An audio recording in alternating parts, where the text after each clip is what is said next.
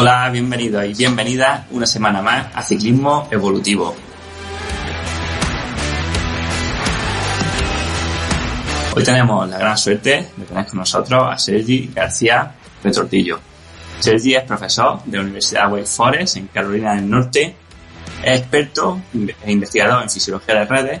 Bueno, Sergi, para lo siguiente me gustaría preguntarte a ti. Lo primero, agradecerte que te pases por el podcast. Y la primera pregunta que te lanzo es: ¿qué haces en Carolina del Norte y cómo has llegado hasta aquí? ¿Cómo ha sido tu historia desde que empezaste a estudiar un poco hasta que hayas decidido especializarte en fisiología de redes, y por qué en un campo tan novedoso y tan complicado?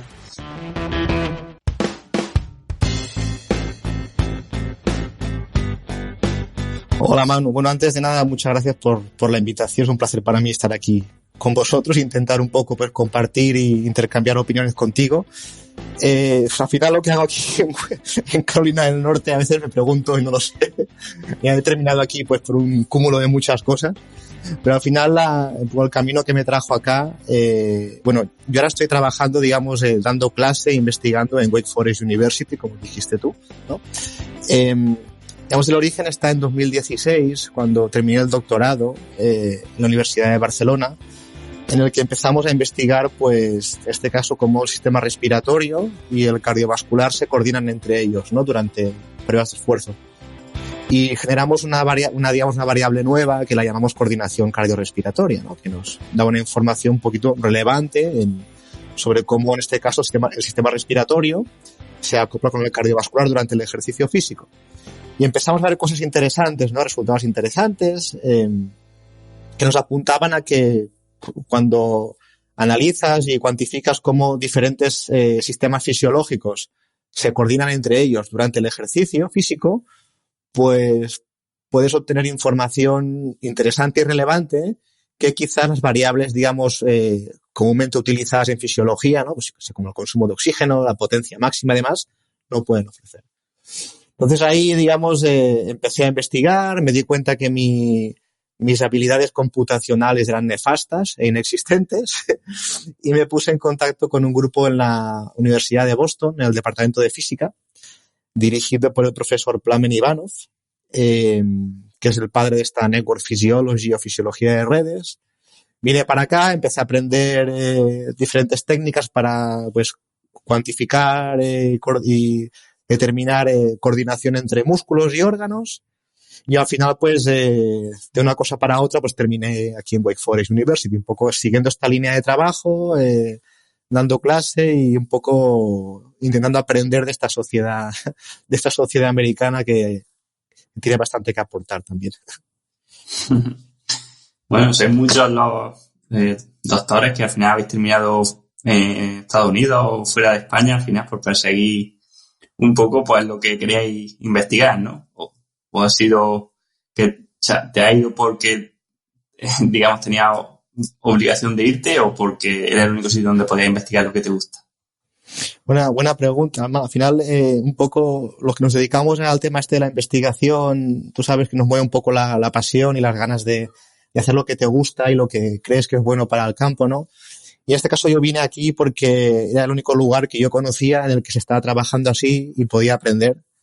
Y así lo hice. Al final vine aquí un poco por la necesidad de aprender y de crecer como profesional y como persona. Pero al final, ¿no? En España todo es complejo, ¿no? Las oportunidades son menores, el contexto es difícil, la infraestructura está menos desarrollada. Y al final es difícil, digamos, crecer ahí. Con lo cual tuve que hacer un movimiento, venir para acá. Que esto no significa que en España no haya, digamos, conocimiento, porque hay muchísimo. Y hay gente muy, muy buena. El problema es que la infraestructura no permite a esta gente desarrollarse. Entonces, cuando tienes que al final, pues, hacer pequeños movimientos. Pero es un poco de mezcla de necesidad y ganas de aprender. Exactamente, firmo lo que dices, porque al final aquí en el podcast hemos tenido algunos de los mejores científicos del mundo, muchos españoles, pero claro, todos que al final trabajan fuera de España por unas cosas o por otras. En fin, este no es el tema de la entrevista, solamente era una puntualización. porque me interesa preguntarte por qué es esto de la fisiología de redes, ¿no? Que a mucha gente le sonará extraño. O sea, ¿qué es la fisiología de redes? Pues sí, a mucha gente le sonará un poquito a chino. Esta fisiología de redes, ¿no? Como digamos el nombre originario, ¿no? Como que tiene, ¿no? Es la Network Physiology. Es un nuevo ámbito de conocimiento que tiene como foco, ¿no? Intentar entender y cuantificar, sobre todo dar número a cómo distintos órganos clave, como puede ser el corazón, el cerebro, músculos, pulmones, se coordinan entre ellos, ¿no? Y cómo esta pues coordinación da lugar a diferentes estados fisiológicos, llamarle la vigilia, llamarle el sueño, fatiga, enfermedad, ¿no? Como tú y yo estamos sentados ahora mismo y tenemos una serie de músculos que están, digamos, sincronizando su activación de una forma que nos permite estar sentados y manteniendo una postura, pues, concreta, ¿no? Y al igual, pues estos músculos se coordinan con el corazón y el cerebro, de forma que al final, pues yo puedo ejecutar una tarea concreta. Si ahora me levanto y empiezo a correr o empiezo a saltar, estos músculos y órganos serán los mismos, ¿no? Pero la forma en que se van a activar y a sincronizar va a cambiar para que yo pueda ejecutar tareas distintas, ¿no? Un poco es la idea de esta coordinación entre órganos. Y un poco más concretamente, esta fisiología de redes, ¿no? Esta Network Physiology también se está un poco aplicando al ejercicio físico, ¿no? Que es, un poquito le hemos nombrado Network Physiology of Exercise, ¿no? Que básicamente lo que hace es estudiar esta coordinación entre músculos y órganos durante el ejercicio físico, ¿no? Y ver cómo esta coordinación, pues, cambia en respuesta, pues, a la fatiga aguda, a diferentes tipos de entrenamiento, etcétera. Esto es un poquito el resumen de esta fisiología de redes. Claro. Aplicando el ejercicio, por ejemplo, podríamos decir que no solo es importante, por ejemplo, tener unos músculos fuertes, una gran capacidad de reciclar lactato o un gran consumo de oxígeno, sino la capacidad de que todas estas partes del sistema funcionen en sincronía, como deben. Correcto. O sea, todas estas partes del sistema, son esos diferentes sistemas fisiológicos y órganos, deben ser capaces de funcionar correctamente independientemente, ¿no? De tener una función, una dinámica, digamos, intrínseca óptima. Esto número uno. Y dos, deben ser capaces de estar integrados, ¿no? en una red compleja como es el cuerpo humano, ¿no? Y trabajar de forma sincronizada y eficiente, ¿no? Es como un equipo de fútbol. Debo tener un pedazo de jugador en un equipo de fútbol, ¿no? Que es buenísimo, que es fantástico, pero que si no se acopla con el resto del equipo, digamos, el outcome final del equipo va a ser malo, ¿no? Pues con el cuerpo humano pasa un poco lo mismo. Los diferentes sistemas deben trabajar bien, ¿no? De forma independiente e integrados en una red dinámica, como es el organismo humano. ¿Sí? Exactamente, y eso cambia hasta el jugador. O sea, Messi es seguramente el mejor jugador del mundo, pero si jugase en el Granada, pues quizá no lo sería, ¿no? Porque al final sería muy fácil para el equipo contrario anularlo. O sea, le pondrían 3 defensas o 4 y ya está. Correcto, lo pones en un contexto no favorable para él y no lo vas a maximizar. O sea, esta analogía no vale también para tu corazón, por ejemplo, ¿no? O tus músculos. Puedes tener un músculo grande que puede aplicar muchísima fuerza, ¿no? Una cantidad de newtons grande, pero si este músculo no puede sincronizar su activación con el resto de músculos involucrados en la tarea, esta tarea que puede ser correr, saltar, pedalear, desplazarse, va a ser menos eficiente, ¿no? Entonces, es importante poder cuantificar no solo la fuerza que aplica este músculo, ¿no? O cómo funciona el corazón, sino cómo esta parte del sistema, este órgano, funciona de forma integrada, pues con el resto de músculos, el resto de órganos que están, digamos, trabajando a su vez. Y, bueno, ¿qué diferencia hay? Porque al final decimos que esta fisiología de redes es, digamos, un nuevo campo de conocimiento, pero ¿en qué se diferencia de la fisiología más tradicional, la que todos hemos estudiado, por lo menos la que yo y la mayoría hemos estudiado en la carrera? O sea, ¿qué cambia? Buena pregunta. Bueno, al final la fisiología, ¿no? Tradicional, que la llamamos aquí, ¿no? Pero es la fisiología humana como conocemos, que por cierto, es la responsable de que hoy en día pues estemos donde estamos, ¿no? Gracias a esta fisiología humana tradicional que estamos llamando aquí, pues la ciencia ha evolucionado, la fisiología del deporte ha evolucionado, la medicina ha evolucionado. Con lo cual, digamos que esta fisiología es la responsable de donde estamos. Pero, digamos, esta fisiología, que insisto, ha evolucionado de forma tremenda en los últimos 20, 30 años, se focaliza sobre todo, o estudia, digamos, al organismo, centrándose en lo que se llama integración vertical, ¿no? ¿Esto qué significa? Pues si yo quiero ver qué efecto tiene una determinada carga de entrenamiento en el cuerpo, ¿no? O un tratamiento X, lo que voy a ver es qué efecto tiene esta carga de entrenamiento en un músculo concreto, ¿no? O en un sistema concreto, o en el cerebro, o en el corazón, ¿no? Entonces, esta aproximación, que insisto, es útil, muy útil para ver el funcionamiento, digamos, o la respuesta de diferentes órganos a una carga de entrenamiento, digamos, no es suficiente para dar una información, digamos, más global del organismo.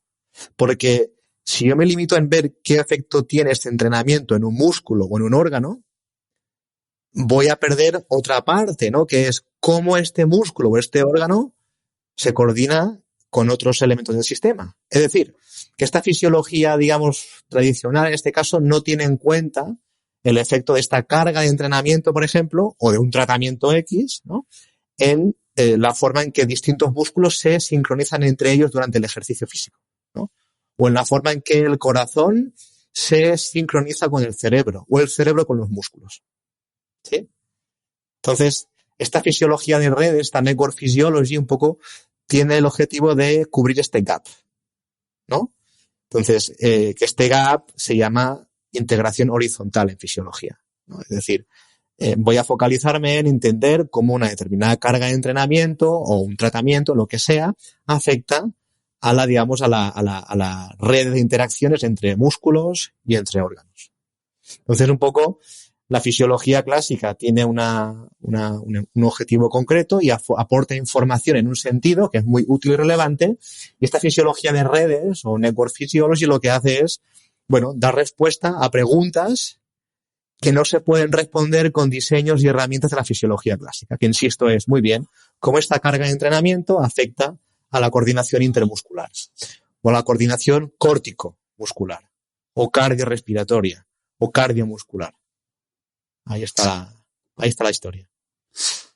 Vale, a ver, voy a intentar poner un ejemplo para ver si lo entiendo yo y así lo puede entender los oyentes. O sea, por ejemplo, podríamos decir, no sé, a ver si sirve, no lo sé.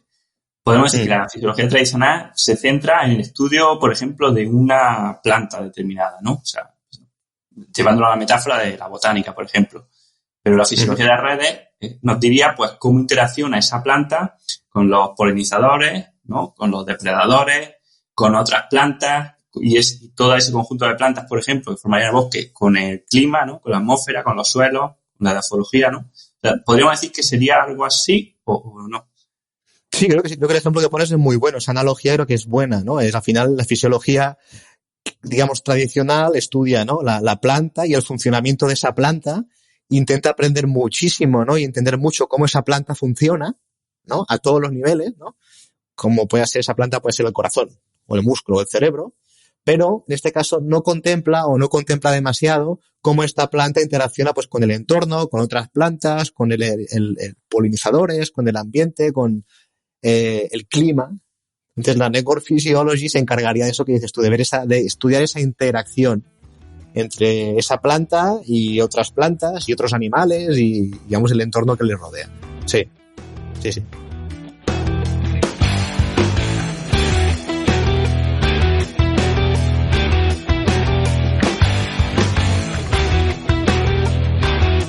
O sea, por ejemplo, en fisiología, no sé, cuando decimos la cafeína bloquea los receptores de adenosina y por eso te quita la fatiga, tú dirías, bueno, pero tiene estos efectos en el resto del organismo, activa el sistema nervioso, no sé, lo mediríais de una forma que puedas medir todo el conjunto a la vez, ¿no? Correcto, o sea, ya me parece bien que estudies, ¿no? El efecto de la cafeína a nivel molecular, ¿no? Y que veas que la cafeína pues tiene ese efecto bloqueador de receptores de adenosina, que eso es cierto, ¿no? O parece que es cierto, pero, ostras, ¿qué pasa a nivel coordinativo si tomo cafeína? ¿No? ¿Qué pasa a nivel, qué pasa con la coordinación intermuscular si tomo cafeína? Coordinación cardiomuscular, ¿no? Que es la forma en que diferentes músculos se coordinan entre ellos, o corazón versus músculo. ¿Qué ocurre? Eso no lo sabemos. No sabemos nada de esto. Y teniendo en cuenta un poco que, insisto, cuando tú estás pedaleando, corriendo, entrenando, todos estos músculos y órganos están trabajando a la vez, como un engranaje perfecto, casi perfecto, ¿no? Entonces, además de estudiar, ¿no?, estos efectos un poco más reduccionistas, ¿no?, de esta cafeína, por ejemplo, ¿por qué no estudiamos estos efectos a nivel coordinativo más global? No digo que una cosa sea mejor que la otra. Digo que para tener una foto completa del organismo, además de estudiar efectos a nivel más molecular, más microscópico, más individual, digamos, sistémicamente hablando, además, si estudiamos esos efectos a nivel coordinativo, por ejemplo, a nivel de coordinación cardiorrespiratoria, ¿no?, quizás encontramos cosas nuevas. De hecho, hace ya varios años publicamos un trabajo investigando los efectos de suplementación con aceite de oliva en corredores de larga distancia y medimos los efectos de esta suplementación en la coordinación cardiorrespiratoria. ¿Sí? Y vimos que estos efectos se podían discernir a nivel coordinativo, pero no a nivel de consumo de oxígeno máximo o potencia máxima aplicada, ¿sí?, o a nivel de umbrales. Entonces, cuando medimos, ¿no?, o usamos variables coordinativas, ¿no?, que son variables que pueden medir cómo distintos músculos o órganos se coordinan entre ellos, cuando medimos esto, o usamos variables de este tipo, obtenemos una información distinta. ¿Sí? Entonces, un poco, insisto mucho en la parte esta que hay que complementar, ¿no?, los marcadores clásicos que usamos, ¿no?, con nuevos marcadores de red, que son los que estamos desarrollando, porque cada uno ofrece una información concreta que puede ayudar a complementar la otra. ¿Sí? Esta es un poco la idea. Claro, que bueno el ejemplo este que me dices, ¿no? Porque si no hubierais medido la coordinación, no hubierais dado cuenta de que puede tener beneficios el aceite de oliva si hubierais hecho solamente midiendo el V2+, ¿no? Correcto. De hecho, no recuerdo ahora exactamente el resultado. Esto fue en 2018, 2019, no recuerdo. Pero sí que vimos que, de hecho, tenemos una serie de trabajos publicados sobre coordinación cardiorrespiratoria. Y el resultado siempre es el mismo, ¿no? Vemos que en según qué tipo de intervenciones, el consumo de oxígeno no es lo suficientemente sensible para encontrar cambios, ¿no? Pero cuando yo miro a nivel coordinativo, resulta que esta variable en concreto, la coordinación cardiorrespiratoria, sí que puede, de alguna forma, encontrar cambios provocados por una intervención concreta de entrenamiento, o por una enfermedad, o por una suplementación X. Es como que siempre vemos lo mismo, que parece ser que a nivel coordinativo estas variables dan una información distinta, extra, que ayuda, insisto, a complementar todo el set de variables comúnmente utilizadas. Genial. Bueno, pasando al ámbito más científico, habéis hecho una serie de artículos, ¿no? Uno precisamente también que publicaste tú, tú y un grupo de investigadores en 2017, hablando de cómo la coordinación cardiorrespiratoria empeora conforme nos vamos fatigando. ¿Nos podría explicar un poco mejor qué realizaste en ese conjunto de estudios y qué significan estos resultados? Sí, pues de hecho esta serie de estudios son los que comentaba hace unos segundos, ¿no?, que son un poquito el origen de esta un poco fisiología de redes aplicada un poco al ejercicio, ¿no?, o el origen de nuestra línea de investigación. Entonces todo esto empezó en 2016 con un trabajo que se publicó en el que se reclutó a un grupo de participantes jóvenes y entrenaron durante seis semanas. Entonces se aplicó una prueba de esfuerzo antes del entrenamiento, después de las 6 semanas y después de 3 semanas de desentrenamiento, de no hacer nada. Entonces, ¿qué se vio? Que estas 6 semanas no fueron suficientes como para, generar mejoras significativas pues en las variables, insisto, clásicas, ¿no?, como consumo de oxígeno, fuerza máxima, potencia máxima, umbrales ventilatorios, ¿no? Quizá no fue suficiente porque los chavales eran ya jóvenes, fuertes, y el entrenamiento no fue quizás suficientemente largo en el tiempo como para generar cambios, ¿no? ¿Qué pasa? Que cuando también medimos esta coordinación cardiorrespiratoria durante la prueba de esfuerzo, ¿no? Medimos las variables clásicas más esta variable coordinativa que la llamamos coordinación cardiorrespiratoria, ¿no? Que cuantifica cómo el sistema cardiovascular se sincroniza con el sistema respiratorio durante la prueba de esfuerzo. Lo que vimos fue que al final de este periodo de entrenamiento, los participantes sí que mejoraron la coordinación cardiorrespiratoria. Mejoraron coordinativamente. Es decir, que este periodo de entrenamiento no fue suficiente como para mejorar el consumo de oxígeno, pero sí que lo fue para mejorar esta coordinación entre sistema respiratorio y cardiovascular. ¿Sí? Y luego, obviamente, después del desentrenamiento, la coordinación, pues, otra vez empeoró, ¿no? Entonces, aquí nos preguntamos, ostras, al igual es que, ¿no?, esta variable que mide cómo dos sistemas se coordinan, nos puede dar un poquito de información extra, ¿no? Vamos a ver qué ocurre. Y aquí planteamos el trabajo de 2017, es lo que comentas tú. Hicimos la inversa, ¿no? Reclutamos a un grupo de voluntarios, también estudiantes jóvenes, sanos, y realizaron 2 pruebas de esfuerzo máximas, ¿no?, separadas por 10 minutos de descanso. O sea, prueba de esfuerzo máxima, 10 minutos de descanso y prueba de esfuerzo máxima, ¿sí? La inversa. Durante las pruebas de esfuerzo medimos también, ¿no?, las variables, digamos, clásicas, consumo de oxígeno, umbrales, potencia máxima, de todo este rollo. Y además medimos la coordinación cardiorrespiratoria. ¿Qué pasó? Comparando la prueba 1 y la prueba 2, ¿no?, separadas por 10 minutos de descanso, vimos que, digamos, consumo de oxígeno y demás marcadores de aeróbico, de fitness aeróbico, no empeoraron significativamente. ¿Sí? Es decir, que los chavales, pues, durante estos 10 minutillos se pudieron recuperar suficientemente como para, digamos, aplicar o generar el mismo rendimiento durante la prueba 2. ¿Sí? Ahora bien, ¿qué pasó con la coordinación cardiorrespiratoria? Cuando medimos la prueba 2, vimos que esta coordinación cardiorrespiratoria sí que había bajado. Bajó.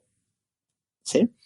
Pues nos encontramos con la misma historia, ¿no? Parece ser que en algunos momentos las variables comúnmente utilizadas no son suficientemente sensibles como para capturar, digamos, cambios un poco más precisos, ¿no? En cambio, cuando medimos o usamos una variable coordinativa, como en este caso la coordinación cardiorrespiratoria, sí que podemos ver que esta prueba inicial, ¿no?, generó una fatiga suficiente como para que en la prueba 2 esta coordinación cardiorrespiratoria estuviera empeorada, estuviera, digamos, más baja, ¿no? Pues ahí es cuando ya vimos que seguramente aquí había una película más o menos grande, ¿no? Que estas variables coordinativas, como por ejemplo la coordinación cardiorrespiratoria, puede estar dando información más sensible y distinta que no es capaz de ser, digamos, ofrecida por consumos de oxígeno, potencias máximas y demás variables clásicamente utilizadas. Y eso es, digamos, el origen de toda esta línea de trabajo que hemos seguido durante los últimos 5 o 6 años.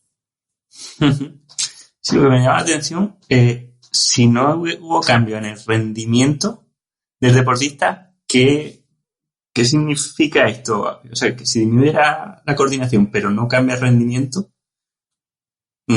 Buena pregunta. Y entonces la historia aquí, un poco la conclusión un poco de esta línea de trabajos iniciales fue que parece ser, y lo digo como muy en condicional, parece ser que los cambios a nivel coordinativo, ¿sí?, los cambios a nivel de cómo distintos órganos se coordinan entre ellos, podrían porque aún faltan trabajos para confirmar esto, podrían aparecer antes en el tiempo, antes que los cambios provocados, ¿no?, que los cambios generados en las variables más clásicas, como consumo de oxígeno y demás, ¿no?, que van antes en el tiempo.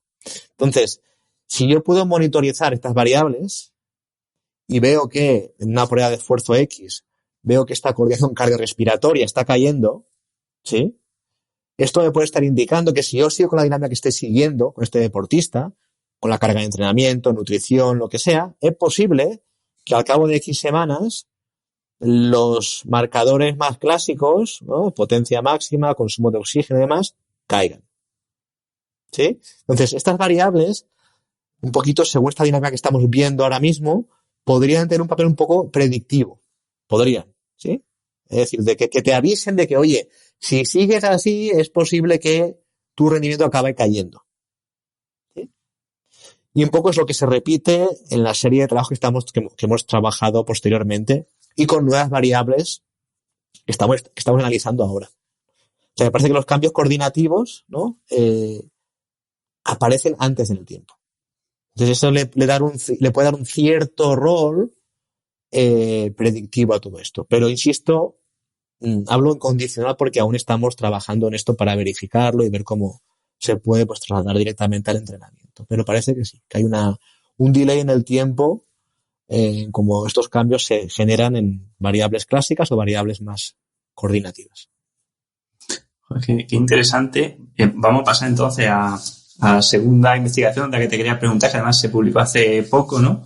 Y era un artículo en el que mostrabais cómo los músculos también actúan en forma de una red compleja, ¿no? A distintos niveles. Así que me gustaría preguntarte lo mismo, o sea, ¿qué es lo que realizaste en el estudio y qué conclusiones o resultados encontraste? Entonces, en ese estudio que comentas, que es reciente, se ha publicado ahora un par de semanas, medimos otra variable coordinativa distinta, ¿no? Y la llamamos coordinación intermuscular. Trabajamos con diferentes variables de estas. Trabajamos con la coordinación cardiorrespiratoria, que es la más antigua, con coordinación intermuscular, coordinación córtico-muscular, cardiomuscular. Hay diferentes marcadores ahí, ¿no? Entonces, concretamente, de coordinación intermuscular, es una variable o un marcador que permite cuantificar cómo distintos músculos se coordinan entre ellos durante el ejercicio físico, ¿no? Es decir, pero tú me dirás, Sergi, esto ya lo sabemos, ¿no? Ya sabemos que los músculos no se coordinan entre ellos y que esta coordinación pues cambia si te cansas o entrenas y demás. Te diré, sí, que lo sabemos, pero que sepa yo, no sabemos cómo medirlo directamente, ¿no? Puedo medirlo indirectamente con test de salto, con asimetría, que está muy bien, pero hasta ahora, que yo sepa, como entrenador, no tengo ninguna herramienta que me permita cuantificar de forma directa y precisa cómo dos músculos se coordinan entre ellos durante el ejercicio físico, ¿no? Entonces, esta variable, en principio, que estamos trabajando ahora, nos lo permite, ¿no? Permite medir esto. ¿Y qué es lo que hicimos aquí? Pues aquí cogimos un grupo también de participantes jóvenes sanos y los pusimos a hacer sentadillas, ¿no? Básicamente, hicieron varias series de sentadillas hasta el agotamiento, sin peso añadido, ¿eh? Un protocolo bastante agresivo que generaba mucha fatiga. Y durante este protocolo medimos la actividad electromiográfica, con electromiografía de superficie, de varios músculos de las piernas y de la espalda. Entonces, el primer objetivo fue ser capaz de cuantificar y medir esta coordinación, ¿no? Y creo que lo conseguimos, ¿no? Y el segundo objetivo era ver cómo esta coordinación intermuscular se ve afectada con la fatiga, ¿no? Cómo la fatiga acumulada afecta, digamos, a la red de músculos que se coordinan entre ellos, ¿no? Entonces, ¿qué es lo que vimos? Es un trabajo que es complejo, que es complejo de explicar y de leer, pero, digamos, en resumidas cuentas, vimos que la fatiga afecta de forma significativa a esta red intermuscular y que esta red intermuscular se reorganiza. Por ejemplo, cuando tú entrenas y haces movimientos, con sentadillas, por ejemplo, hay varios músculos que tienen un rol principal, como pueden ser, por ejemplo, los cuádriceps, ¿sí? Músculos que tienen roles más secundarios, como por ejemplo los erectores espinales, ¿sí? Entonces, lo que estamos viendo es que la forma en que estos músculos se coordinan entre ellos depende del rol que los músculos tienen durante el ejercicio físico, ¿no? Por ejemplo, los músculos con un rol principal, que sea, por ejemplo, cuádriceps durante las sentadillas, eso presenta un perfil coordinativo concreto, que es X, ¿no? Erectores espinales se coordinan de otra forma distinta, ¿no? Con un perfil concreto, ¿no? Pero luego, si además cojo cuádriceps con erectores espinales, que son músculos distintos, se coordinan de una forma aún distinta, ¿no? Más distinta aún. Entonces, en forma general, vemos que en estos patrones, la fatiga lo que hace es afectarla de la siguiente forma. En la serie primera, en la que, digamos, no hay demasiada fatiga, parece que todas las fibras musculares de un músculo, en este caso del cuádriceps, por ejemplo, se coordinan y se sincronizan de forma correcta y adecuada con todos los tipos de fibras musculares de otro músculo. Por ejemplo, del otro cuádriceps. ¿Sí? ¿Qué pasa con la fatiga acumulada, por ejemplo? Pues lo que llamamos un efecto de estratificación. ¿Sí? Que es lo siguiente, que con la fatiga hay un cutoff entre fibras lentas y fibras rápidas. Es decir, fibras lentas solo van a comunicarse con las fibras lentas del otro músculo. Y las fibras rápidas solo con las fibras rápidas de otro músculo. Fibras lentas con rápidas se dejan de hablar. ¿Sí? Este mecanismo de estratificación es común en músculos con roles, digamos, principales, ¿no? Como es el caso del cuádriceps y la sentadilla, ¿no? Músculos importantes. Si yo luego empiezo a mirar cómo, por ejemplo, las piernas o el cuádriceps se coordina con el erector espinal, vemos algo distinto. Vemos que la fatiga lo que hace es generar un incremento en la coordinación de estos dos músculos. Pasa lo contrario, ¿no? ¿Por qué? Porque al final, si la fatiga entre músculos principales, o sea, si la coordinación entre músculos principales, entre, digamos, pierna y pierna, está bajando, como resultado, si yo quiero seguir con la tarea y quiero seguir, en este caso, haciendo sentadillas, voy a tener que buscar herramientas para poder seguir.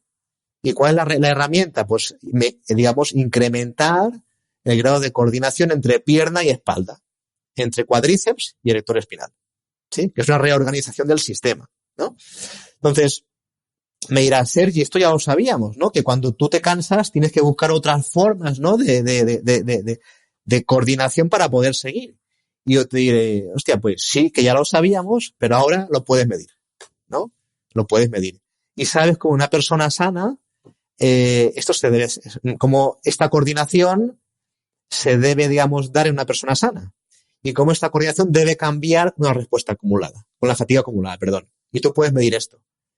Y ver que si esto no se está dando, al igual es que está pasando algo, ¿no? A nivel coordinativo. Y tú como entrenador puedes actuar, entrenar para que esta coordinación mejore, ¿no? Porque al final, si la coordinación intermuscular entre una serie de músculos no es buena, no es óptima, van a pasar dos cosas, ¿no? Primera es que el rendimiento va a bajar, ¿no? Si no nos coordinamos adecuadamente, el rendimiento va a bajar. Voy a aplicar menos fuerza, voy a ser menos eficiente y demás. Y número dos, posiblemente me lesione, ¿no?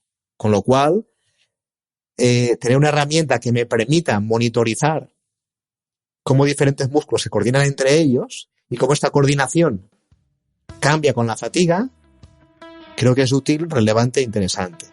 Es un poco el mensaje final de este trabajo que comentabas.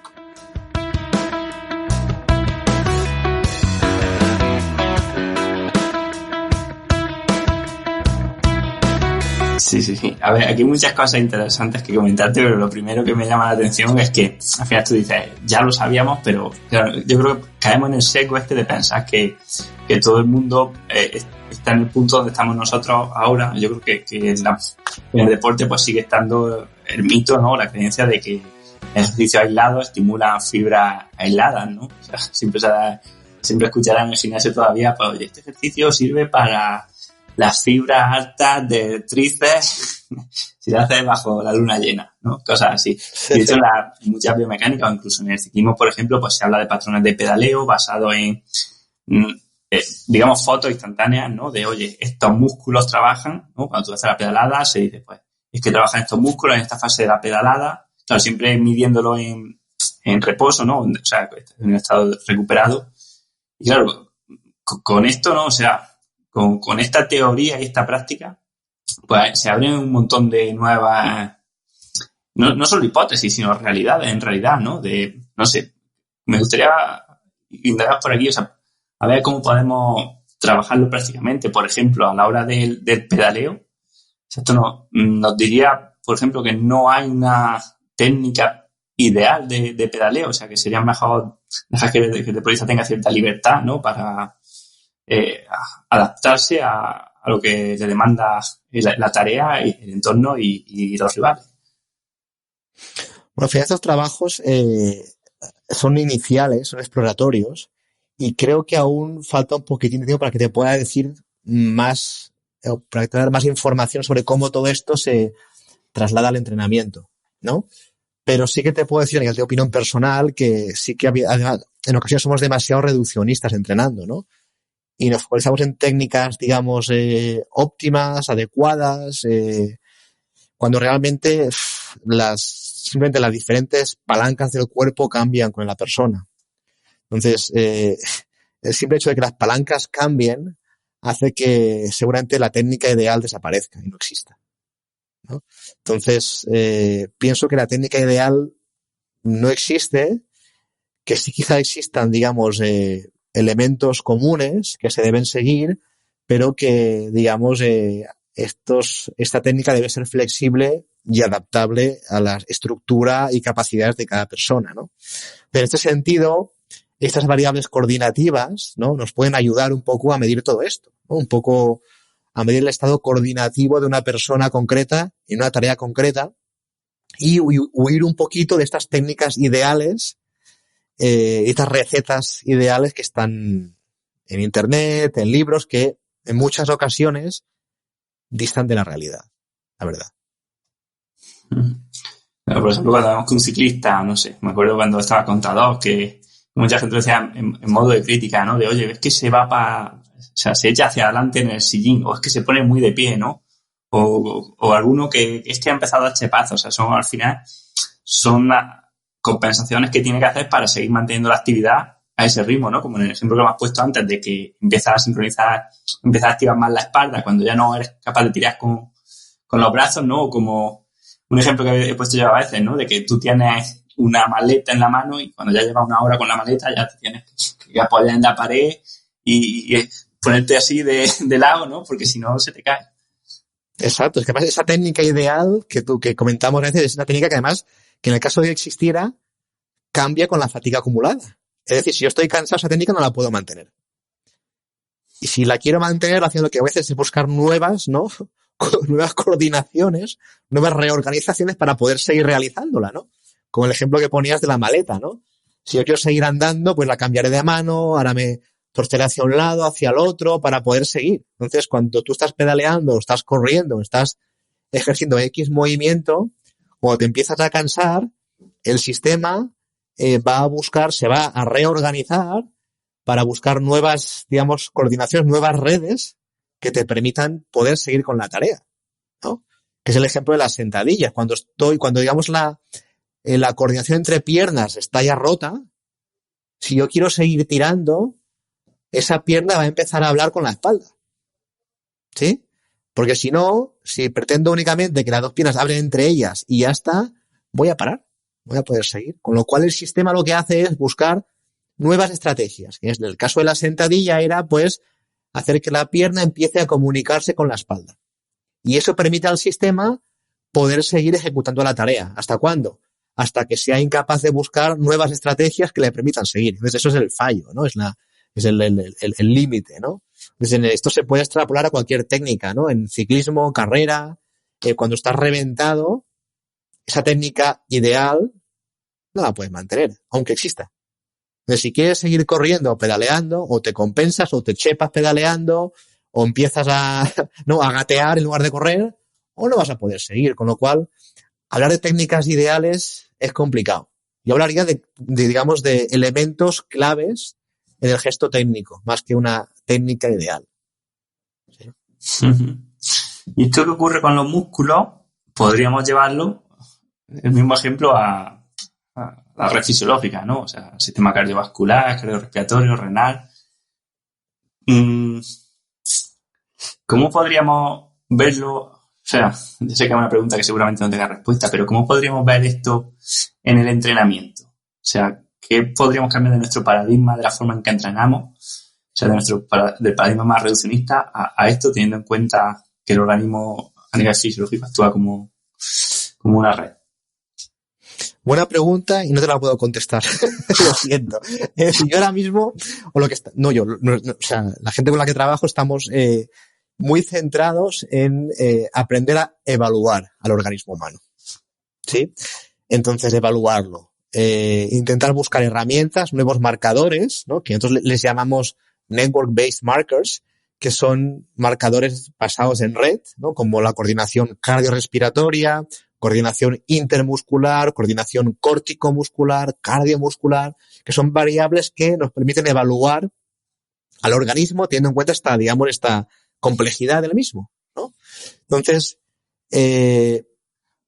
lo que estamos haciendo ahora es eso, desarrollar las herramientas para que entrenadores, físicos, médicos puedan evaluar un poco al atleta, al cliente, al paciente, usando un nuevo set de variables que den más información.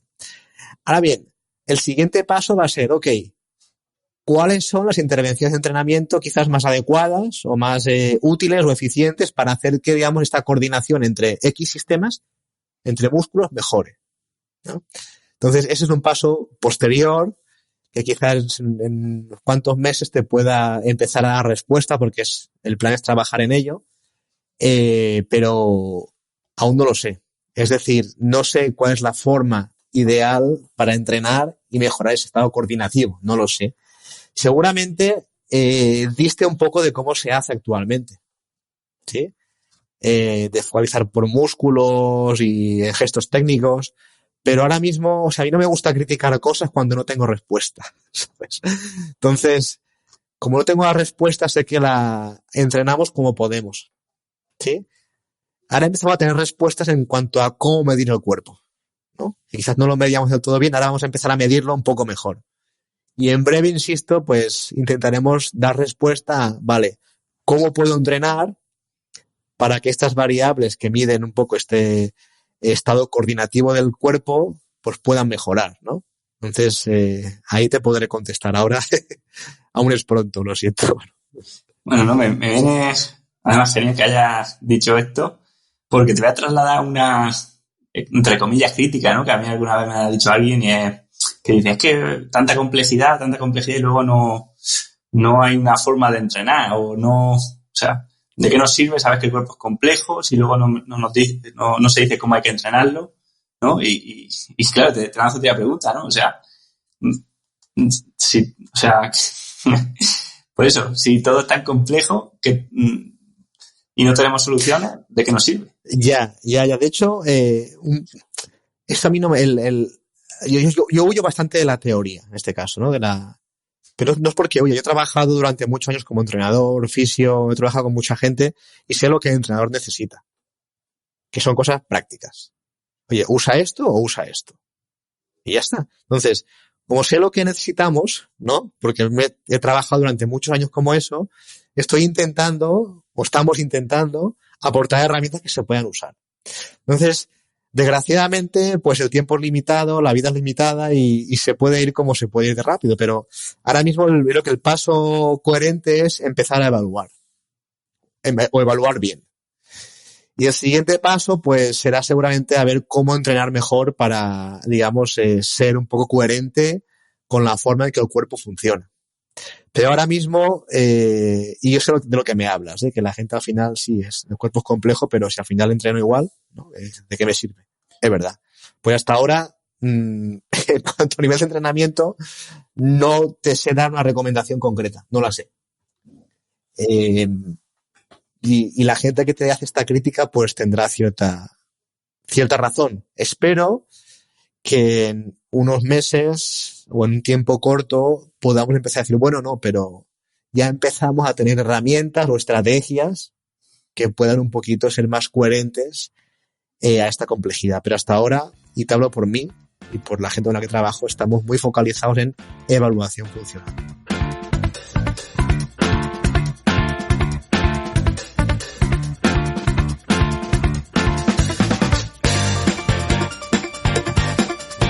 Pero bueno, claro, si es que no se tenga una respuesta ahora, no quiere decir que estos principios no existan, no estén y el cuerpo se comporte como una red compleja. O sea, lo que ya sabemos, por ejemplo, es lo que no funciona, ¿no? O sea, o lo que no termina de explicar la realidad, mejor dicho. Y bueno, seguramente no tiene respuestas, ¿no? Como dices, pero sí que tiene unos principios de conocer esto que al final va a aplicar al entrenamiento, ¿no? O sea, está claro, ¿no? Que lo que no tiene son, pues, la receta mágica, no va a escribir libros diciendo, oye, tenéis que entrenar tantas repeticiones haciendo esto, el pino de revés en un árbol porque no lo tienen, sí. ¿No? Pero no quiere decir que esto no existe. Sí, recetas mágicas tampoco creo que las tengamos nunca, ¿no? Habrá principios mágicos en cualquier caso, ¿no? Unos principios que si sigues la cosa funcione. Pero, insisto, aún creo que es pronto para dar respuesta a esto pero yo creo que si empezamos como, ¿no? Digamos, construyendo la casa por la base, ¿no? Por los cimientos, todo llega. Y creo que lo primero es evaluar bien. Porque a veces no evaluamos bien. Y medimos al cuerpo usando variables que no permiten capturar la forma con la que el cuerpo trabaja. Y eso, digamos, no es adecuado o no es preciso. Entonces, primero vamos a evaluar bien.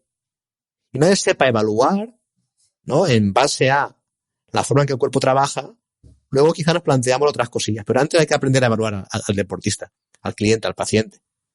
Y luego ya veremos.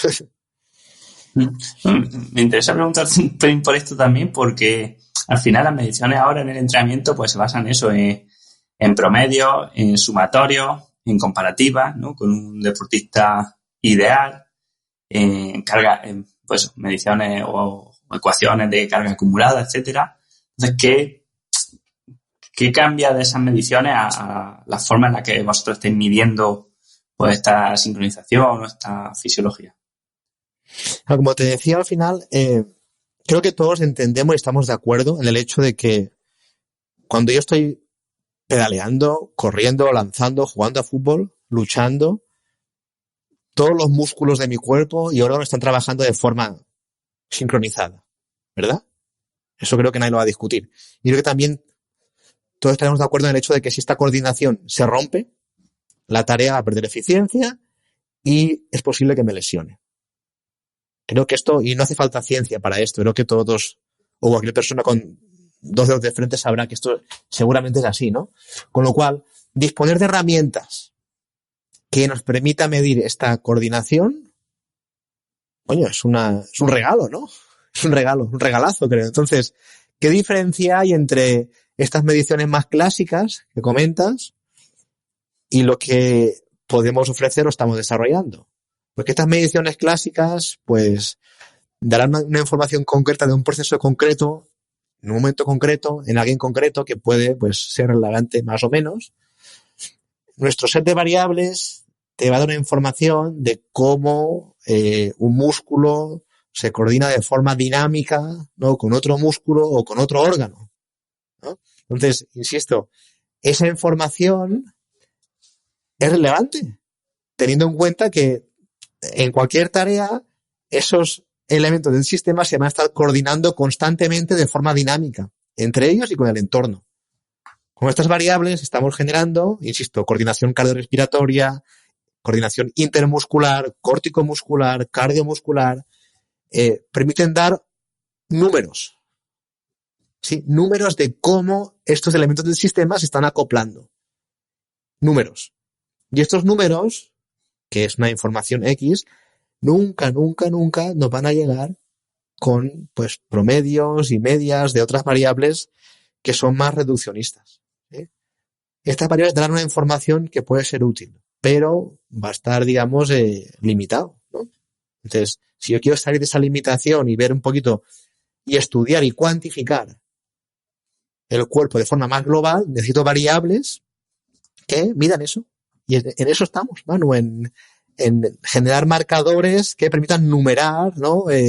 Pues como órganos, músculos se coordinan durante el ejercicio físico. Entonces, yo creo que es una información que es totalmente distinta a la información que nos van a dar las variables comúnmente utilizadas. Genial.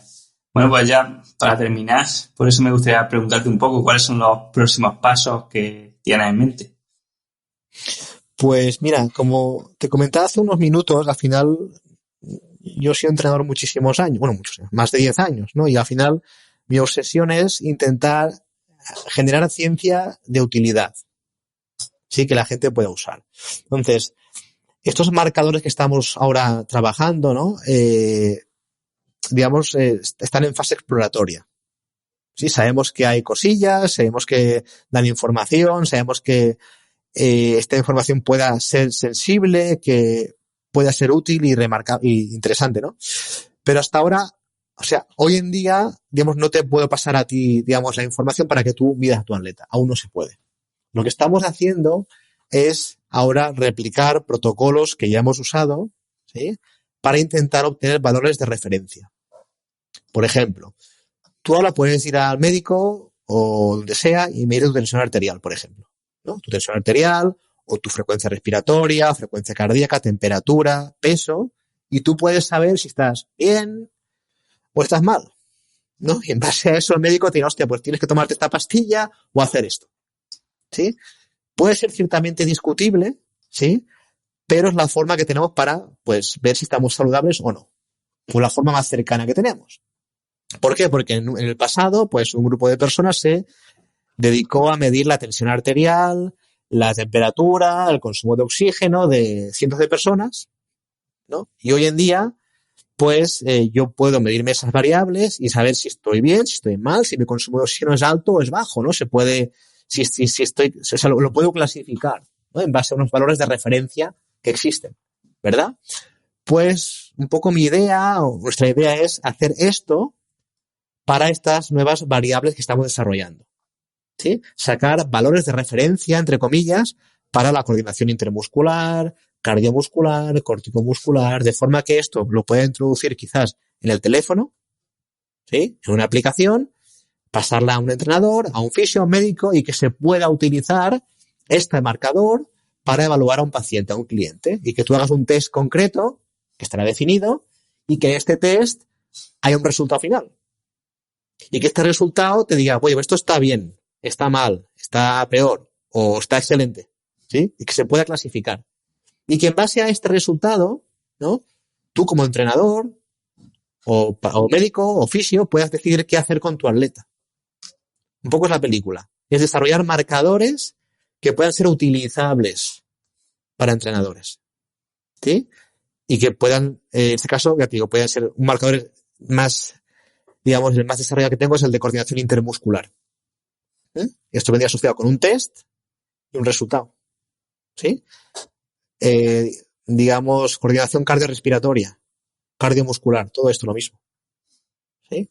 Tú vas a hacer un test de consumo máximo de oxígeno, vas a medir el consumo de oxígeno, vas a medir potencia aeróbica máxima, vas a medir umbrales, vas a medir lo que sea, pero además vas a medir coordinación intermuscular, por ejemplo, o cardiorrespiratoria, o cardiomuscular, ¿sí? Y en base a eso tú vas a decir cómo está esta persona, y ahí vas a actuar. Este es un poco el objetivo a corto plazo y lo que estamos trabajando ahora aquí en nuestro departamento y grupo para un poco desarrollar esta parte y sobre todo con el objetivo de llevarlo a la práctica, que la gente pueda usar este marcador, ¿sí? Que sea un test más, pero con una visión mucho más, en este caso, global y sistémica. Futuro del entrenamiento. Bueno, si es futuro o no, pero al menos intentamos hacer que el entrenamiento o la fisiología se acerque cada vez más a la forma real en la que el cuerpo trabaja, ¿no? Es un sistema complejo formado por diferentes partes que interaccionan entre ellas constantemente con el entorno, con lo cual necesito herramientas acordes para medir esta interacción.